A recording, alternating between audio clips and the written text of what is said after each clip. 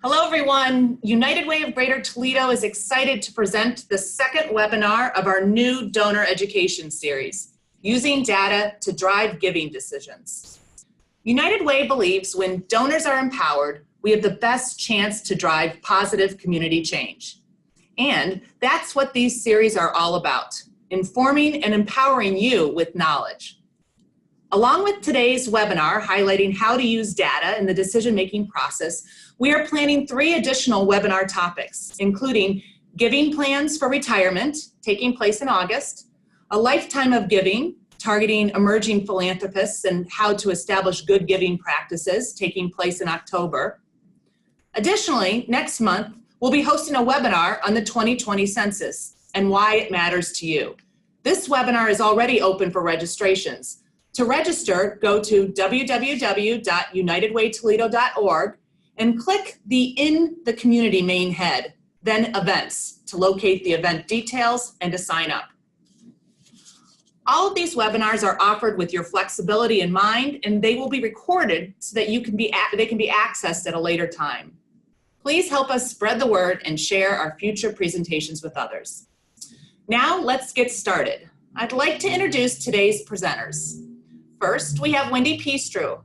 Wendy is the president and CEO of United Way of Greater Toledo and has over 20 years of nonprofit involvement with an expertise in program development and fundraising. In 2018, she joined United Way and after months of community conversations, developed a vision to modernize and grow the organization's community relevance and support through the development of a department dedicated to research and analytics.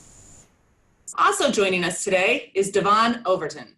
Devon has worked with United Way in various capacities since 2016. Today, as the Director of Community Research and Analytics, she is designing and overseeing a department focused on supporting our community through eliminating duplicative work, analyzing our most pressing community issues, and bringing increased transparency to community needs and solutions. Devon is currently working towards completion of her PhD with a study emphasis on quantitative methods. Her research interests include layering analytic methods, implicit bias in social data analysis, intersections of data science and social data analysis, ethics in analysis, and bias in algorithms. And with that, let's get started. Take it away, Devon. Good morning, everyone, and thank you for the introduction, Kate. I'm excited to be presenting this webinar in our donor education series. Today, we'll be discussing data and how it can be used to inform giving. Thank you all for joining us, and as Kate mentioned, you are all welcome to type any questions into the Q&A throughout the presentation, and we'll address those at the end. So let's go ahead and get started. We are going to spend about 20 minutes on some definitions and examples so that you'll have a better understanding of what we're going to talk about at the end. So bear with us as we kind of talk through those, and we're going to go ahead and get started. So we know that as a donor, you have philanthropic issues that you're passionate about. You might be committed to connecting children to educational supports, or perhaps you care deeply about forging pathways towards financial independence for struggling families. No matter how different the causes we believe in are, there's one thing we all likely have in common. We want to make sure our gifts have impact, and utilizing data helps us make those determinations. So if you joined us in our previous donor education webinar, you'll probably notice this image. We like to share this because it's obvious that, you know, cute babies and cute puppies are super donor motivation. And it's easy for folks to be connected with a mission if they see the outcome pretty much immediately.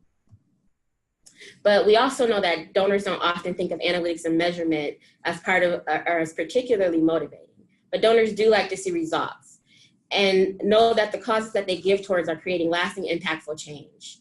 It can be difficult to think past the warm and fuzzy feelings of immediate impact to giving to causes such as kids receiving toys at Christmas or to a cute fuzzy animal shelter. But there are ways that, this is where that data and analysis are particularly important. So we're just gonna go straight into why community data is critical. We'll discuss the importance of community data and why it is important to you as a donor. how to best use data to make your donor investment decisions, and we'll also discuss the available and emerging resources that support giving decisions.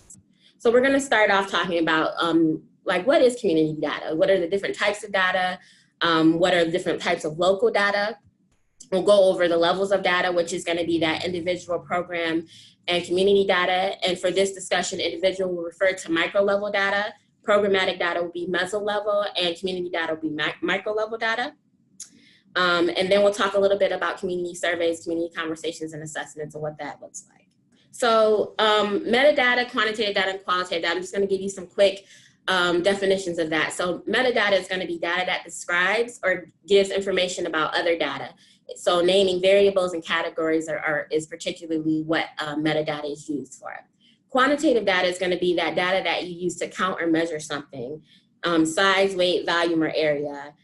And then qualitative data is going to be that data that you use to describe something, whether it be like texture, color, taste, smell, or appearance.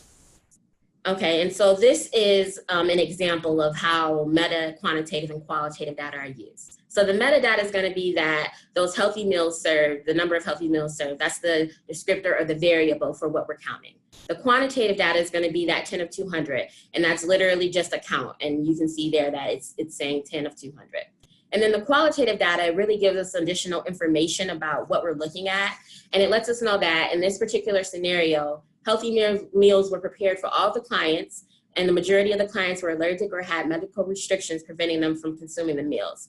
In the future, this program is saying that they'll ask for allergy and dietary restrictions before preparing meals for clients. And so in qualitative data is particularly important in community data analysis because it tells the story behind the numbers, and in many scenarios, context helps us to gain a better understanding of the outcomes. And this example is a good example of what that looks like. If we were just looking at kind of the quantitative data, we would only know 10 of 200. And if we were looking at the metadata, we wouldn't really know what the outcomes were there. So now we're going to go into those different types of local data. And we're going to start with defining geographic data. And so geographic data is defined by space or location, and it's the study of places and the relationships between people and their environments. Geographic analysis includes the exploration of physical, tangible properties of the Earth's surface and examines how human culture impacts the Earth and vice versa. So when you think about what we use geographic data for, you might think of, say, so a consumer example might be market research. And you'll think about the frequent shopper cards on your keychains. So when you scan those frequent shopper cards at the different stores that you patronize, you'll see that typically those organizations are combining that data with mapping capability. And they're able to see, where you're shopping at, how often you're shopping in those places, and what areas, say, are certain objects or materials being utilized most in those spaces. So that's a good example of what consumer geographic data might look like. And so from a social perspective, or from a community program perspective, a community might use this type of data to understand one neighborhood, and if it has specific needs based on, say, the proximity of grocery stores in that space.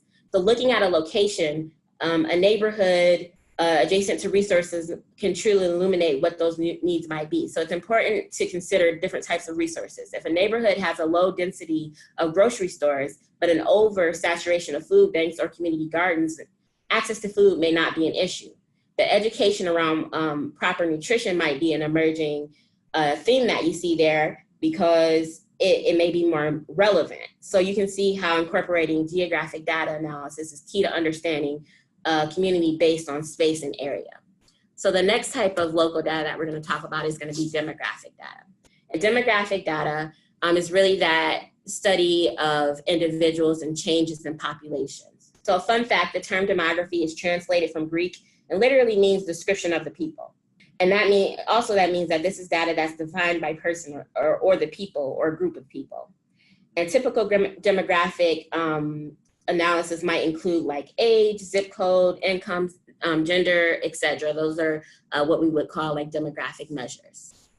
You also want to consider mortality, immigration, fertility, and migration when you're talking about demographic analysis. So why do we use demographic analysis? If we take from the previous geographic example, demographic data can also produce additional insights when you think about those frequent shopper cards that we were just talking about.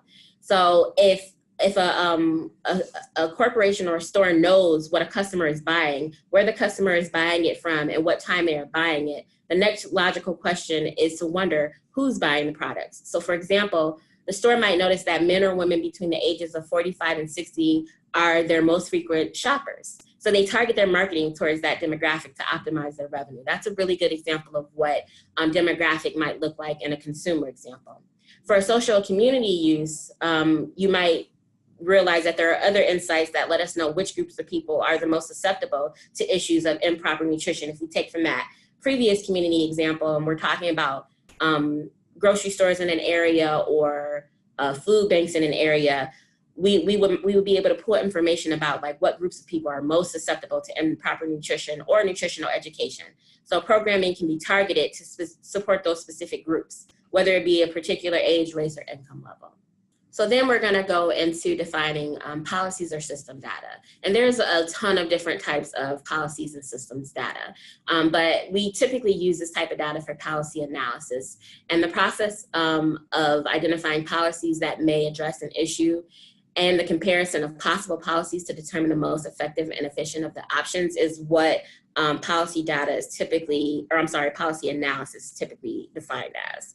And so this data might be used to determine consumer policies. It might also be used to collect data on community petitions and get an understanding of what the community perspective is in this space. A good example of this would be like the Equal Pay Act that we're looking at right now.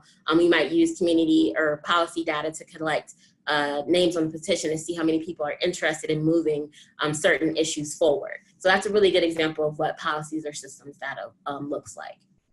So now we're going to get into the individual or the different levels of data. And if you remember from earlier in the PowerPoint, we talked about how the different levels were individual at the micro level, programmatic at the meso level, and then community at the macro level.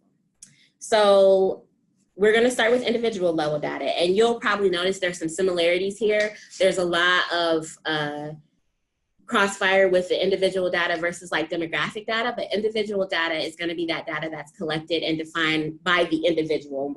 For this, we're looking specifically at individuals, not necessarily groups of people.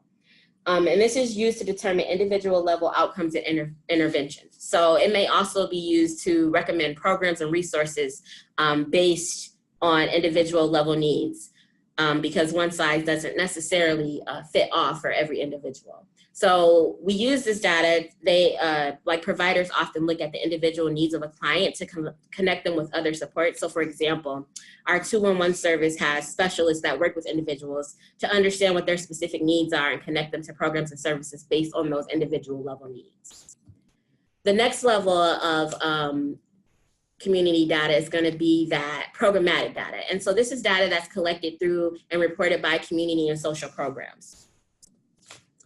This data is collected for a ton of different reasons. So we really collect this data to determine the effectiveness of the program in addressing measures, metrics, and goals. We use it for budget analysis and demographic analysis versus target populations as well.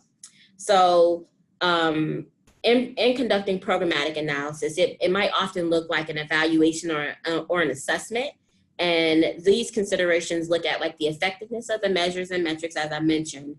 But we also want to look at whether the measures are applicable and if they're relevant in their respective fields. So for example, if a program is proposing to increase community health by providing nutritious foods through a food bank, we might analyze data to determine if we need more food banks, or if there are 4 in one neighborhood, is the issue really around education or nutrition education, not necessarily the availability of food.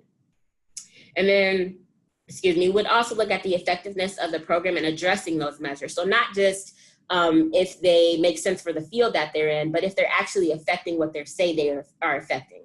Does the program design structure meet the outcomes and the goals? Is the program using best practice, research and continuous improvement and guidelines?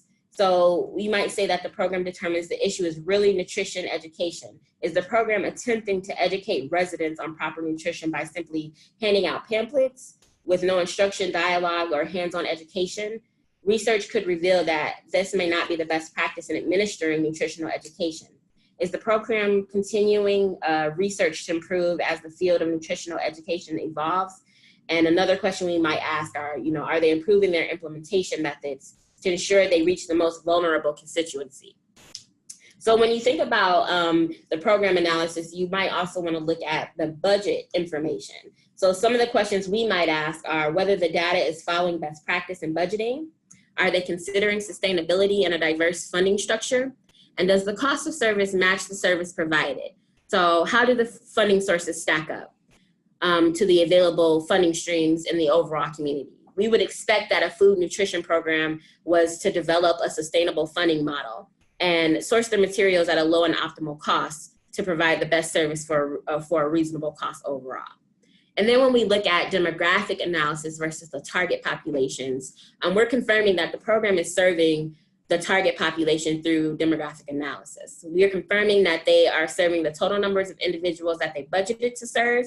And so you can see that there's some crossover between the demographic analysis and the budget analysis.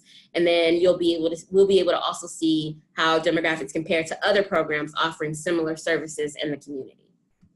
So next we'll go into defining what community data looks like. So when we talk about community data, we're really looking at population level data. And this considers all of those types of data that we've already talked about. So this will be demographic, geographic, policy, individual, and programmatic data. And so we use community data to determine the effectiveness of a program and interventions on the overall population. So we'll take that programmatic data, say, for example, and compare it against the community. We'll also use that data to understand the aggregate and high-level needs of an entire community. So if you think about what that might look like coming from individual level data up to programmatic data, and then reflect that up to the community level. We really want to understand the high level needs of the community and what can be done to address all of the different things that are going on in the community. So on this slide, you'll see that there's like an example of some different types of community data. You'll see that we're looking at the community of Toledo, Ohio, where we see the area, how many square miles the area is, the number of folks in the population, the number of nonprofits in the area. And then we see that the median income for the area is about $35,000, and the poverty rate is around 26.5%. And all this information came from Census and Center for Nonprofit. So just want you all to know like where we're pulling this type of information from when we look at this type of data. So now we're going to get into the different types of community surveys. And community surveys, we will really be looking at community assessments and community conversations. And these are particularly important because with assessments, we're really able to identify the strengths, assets, and challenges and the needs of a community. And we're also able to take a look at conversing with diverse participants, dialogue in small and diverse groups. So we really want to make sure we have an understanding of all the different stakeholders in the community. And then we really want to ensure that we're doing forum follow-up when we do those pieces. So not only doing assessments of the community, but we're following up with them after we complete those assessments. And then the community conversations are really more of an interactive process, bringing community members together. And it's supposed to be a carefully constructed problem-solving dialogue. And that really focuses on gaining the perspective of the individuals in the community because they really are the experts in that space. They know what it's like to live in that space. They know what's kind of needed, what qualities and opportunities are provided in that space. So we really want to understand community from a perspective of having community conversations. And again, this is just a little bit more over though. I already kind of went over what those key principles of community assessments. We know that residents are the experts where they live. We know that residents have the skills and abilities to contribute to the community, and that a strong community is ultimately built upon the talents and resources of its members. So that was a lot of information. So we're going to bring it all together and how that reflects to using data-driven research to increase community impact within United Way. We talked about connecting with community. That was really those community level assessments and conversations. We talked about strengthening systems, and that's where we use that policy and systematic data. We talked about analyzing data, and that's kind of bringing all of those different components together to look at where the community is and really give consideration to what geographic and demographic data looks like for the individuals in the space that we're looking to make impact upon. And then building partnerships. We really want to make sure that we're using all of the information that we gather to better understand all of the programs and partners in the community. And ultimately, we're using all of that information to invest in change here at United Way. So with that, I'm going to pass it off to Wendy Peachtrue, our President and CEO.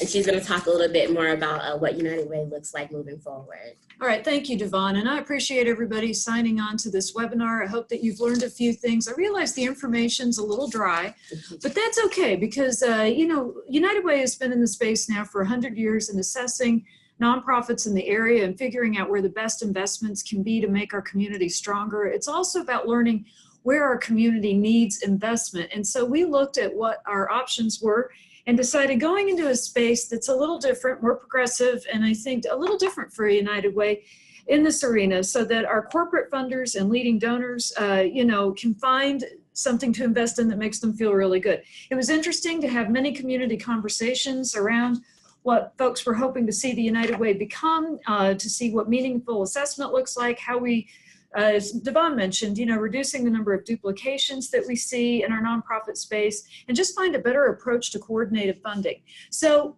first and foremost, to look at a few spaces where United Way has been collecting data and thinking through this space. 211 is a great example. That is a United Way focused project all over the country.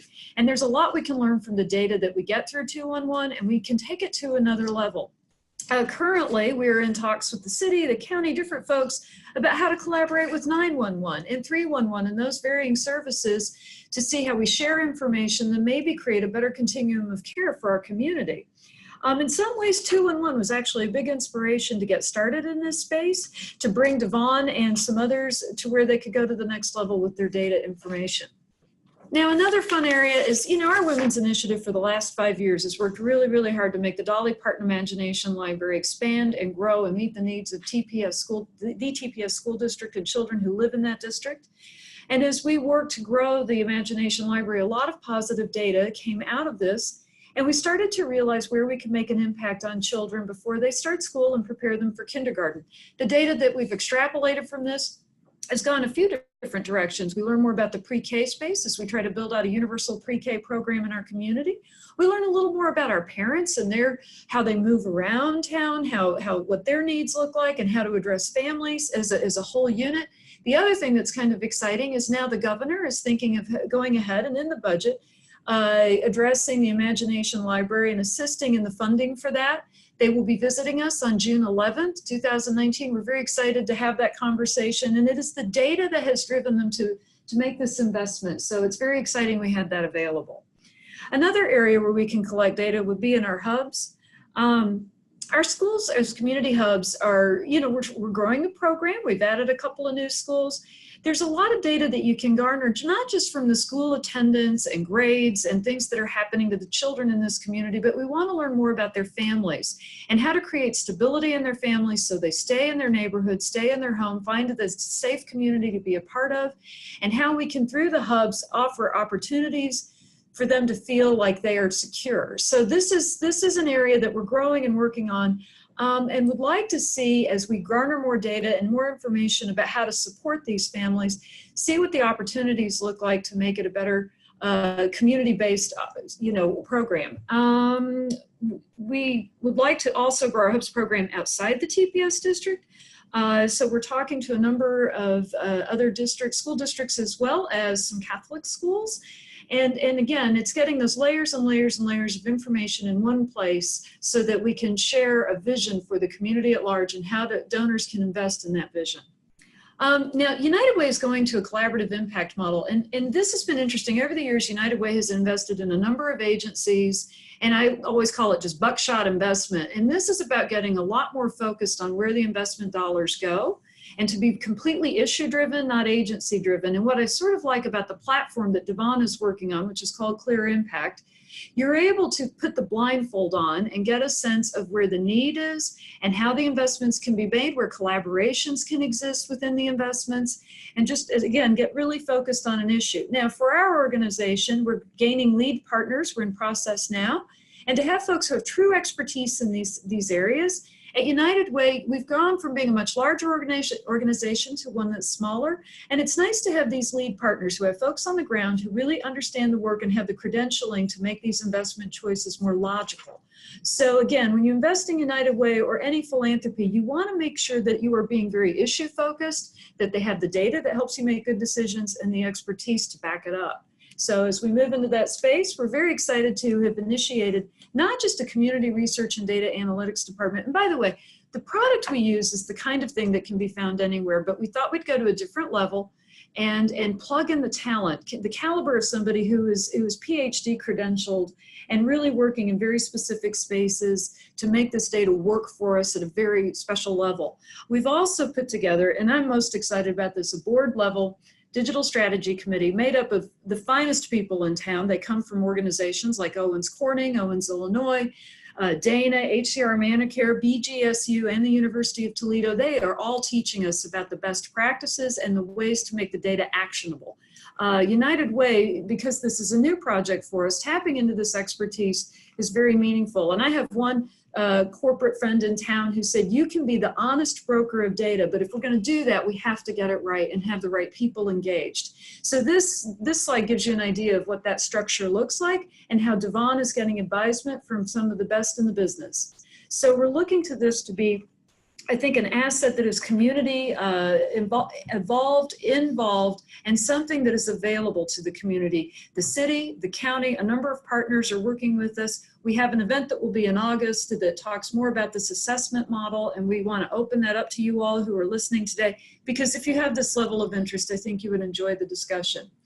Now, obviously, understanding the needs and solutions for the community is important, how to invest the dollars logically and really have an impact in this space, but then also telling the story and showing how we can improve and hopefully offer predictive modeling and where this looks not just this year or next year, but in 5 and 10 years out, where these investments will really make an impact on the issues that you are concerned about as a donor and that we're all concerned about, so that our families can feel stronger and more secure.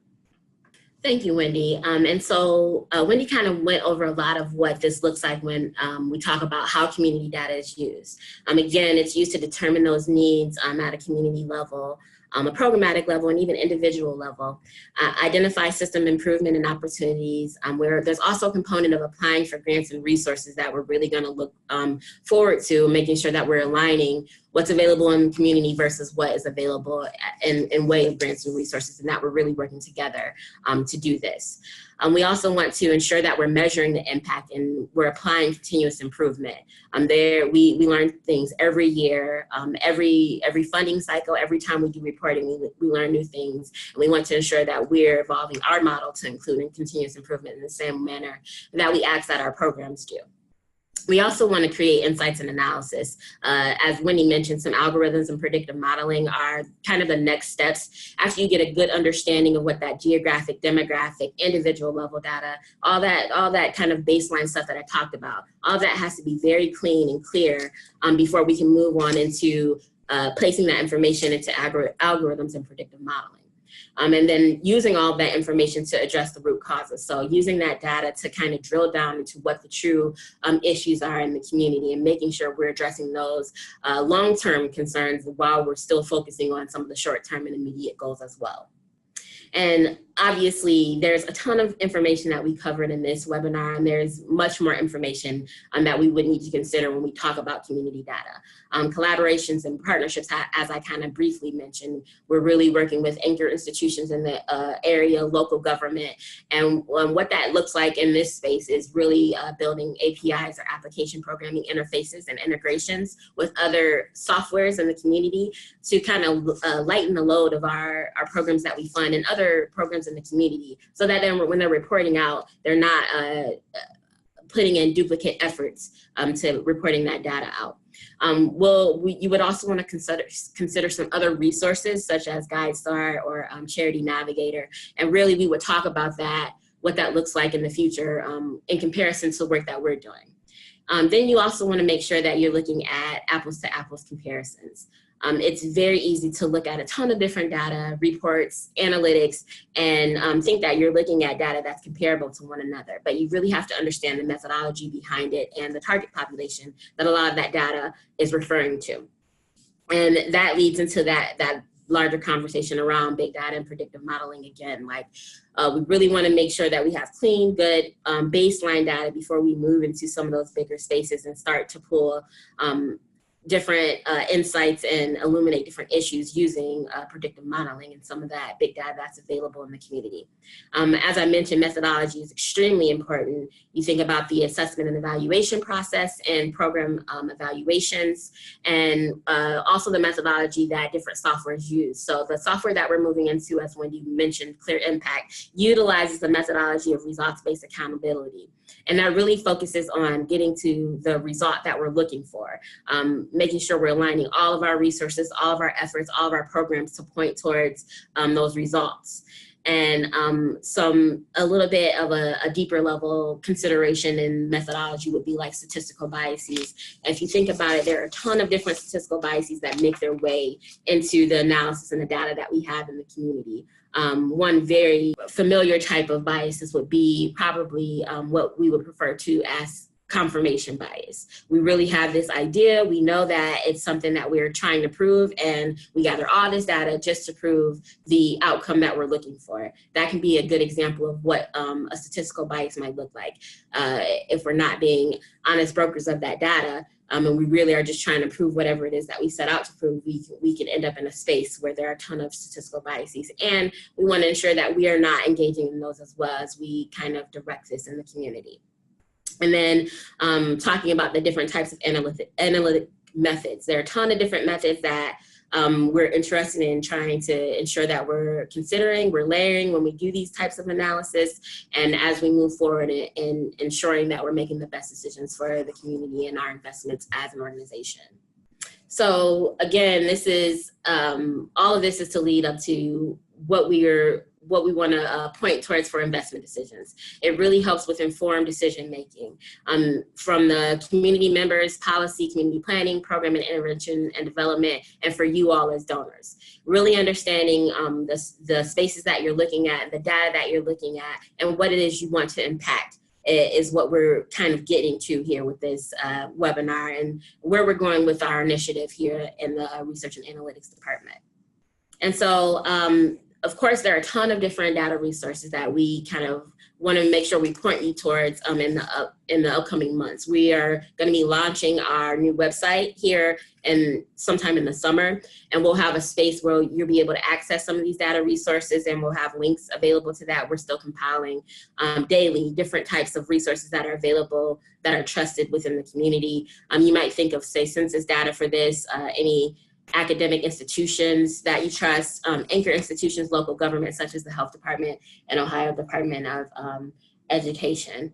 So those are some of the resources that you might consider when you're doing any of your research at home, and when we are sharing this out in the community through our new website that's going to be launching here soon. So that was a lot of information.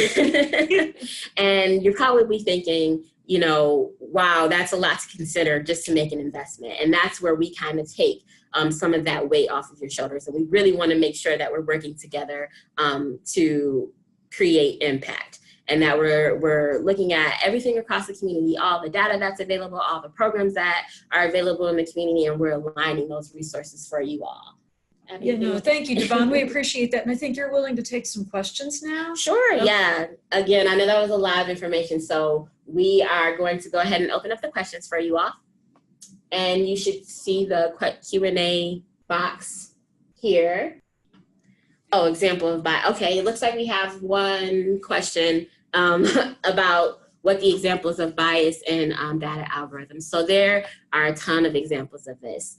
If you think about any of the institutions that are starting to use algorithms to solve complex issues, you can build bias directly into an algorithm. If you're looking for a certain result, like I mentioned with the confirmation bias, that can be built directly into an algorithm. And we often think that data is 100% obsolete. There's never any questions about it, but there are different types of bias that can creep into any of those, and that confirmation bias would be one of them. So say, for example, I think there are a number of health institutions that are starting to use algorithms to determine patient-level outcomes. But if the algorithm is programmed in a way that it's not calling out a specific set, or it's not considering different types of data sets or different types of people that an issue can affect, it might completely miss whatever the issue is altogether.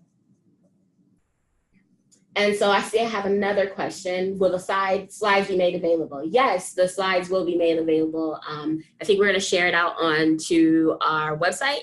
It's going to be a recording of the overall webinar. So that will be available at a later date. And it will also be on our Facebook event page and our other social media pages as well. And then I see a question from Claire. Thank you, Claire. It looks like you're asking, will we have a follow-up webinar with research results? So we are planning on doing another webinar later on in the summer. So you may be able to access that sometime, I think, in August. But we're also going to have a lot of research and analysis available on our new website that's going to be launching this summer as well. That will have the results from our 2020 Live United plan for the last 4 years.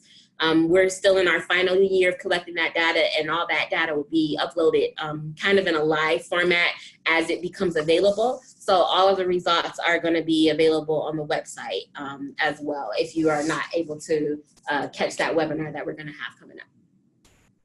Any other questions?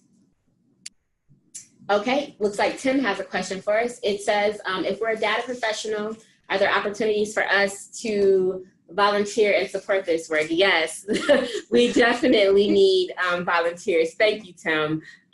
We have a couple of different opportunities that you'll be able to engage in. I'm actually looking for interns for the department right now. We're also looking for some additional professionals for the data analytics committee. So if you are a data analytics professional kind of at the high level, that's an opportunity there. And then we are also doing some work with local universities where you might be able to connect with us in that space as well. Thank you for that question, Tim. That was a great question. And then Andy, oh, thanks, Andy.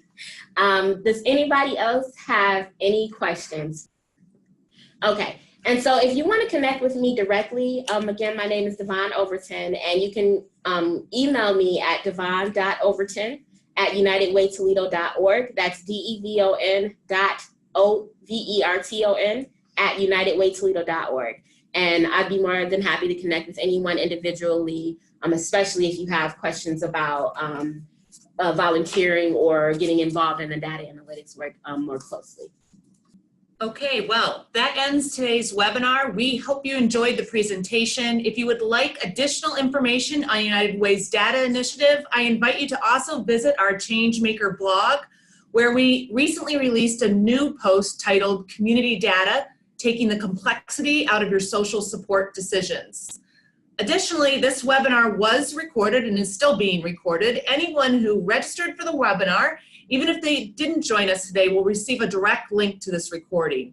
We'll be launching a new website, as Devon said, very soon, where we'll also have access to all of our webinar recordings, so we can continue to utilize the knowledge that we shared today. Thanks again for your time. We look forward to hopefully seeing a few of you at our census webinar next month and in some of the upcoming webinars. Thanks again. Have a great rest of your day.